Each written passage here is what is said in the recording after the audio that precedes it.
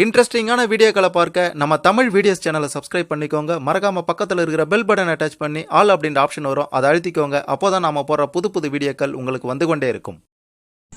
மோந்தா புயலால் பார்த்தீங்கன்னா தமிழகத்தில் கடந்த சில தினங்களாகவே ஆங்காங்கே கனமழை பெய்துட்டு வருகின்றது. இந்த நிலையில் பார்த்தீங்கன்னா அந்த மோந்தா புயல் எங்கே கரையை கடக்கப் போகின்றது?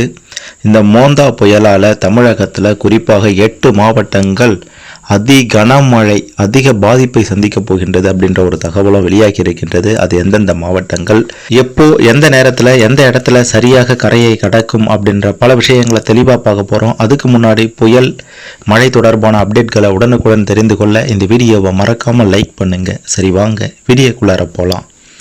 வங்கக்கடலில் பார்த்தீங்கன்னா மோந்தா புயல் தற்போது உருவாகி இருக்கின்றது.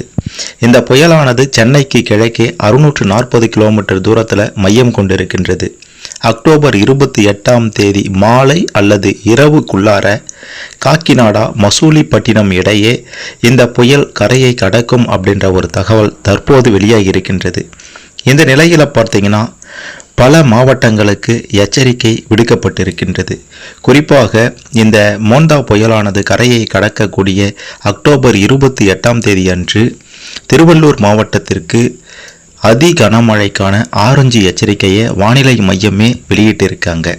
இந்த புயலின் தாக்கத்தால் சென்னை, காஞ்சிபுரம், திருவள்ளூர், செங்கல்பட்டு, ராணிப்பேட்டை ஆகிய 5 மாவட்டங்களில் மிக அதிக கனமழைக்கும், வேலூர், திருவண்ணாமலை, விழுப்புரம், கடலூர், நீலகிரி, கோவை உள்ளிட்ட 6 மாவட்டங்களில் கனமழைக்கான வாய்ப்பு இருப்பதாக சென்னை வானிலை ஆய்வு மையம் தெரிவித்திருக்காங்க.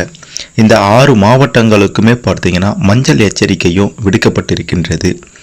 திருவள்ளூரில் ஏற்கனவே சொன்ன மாதிரி அக்டோபர் 28 கனமழை பொழிய போகின்றது.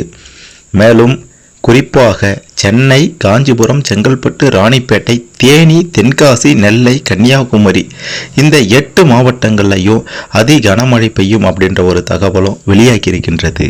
இதன் காரணமாக அதாவது இந்த குறிப்பிட்ட பகுதிகளில் இருக்கக்கூடிய மக்கள் எச்சரிக்கையோடு இருக்க வேண்டும் அப்படின்ற தகவலும் அந்தந்த பகுதிகளுக்கு அனுப்பப்பட்டிருக்கின்றது.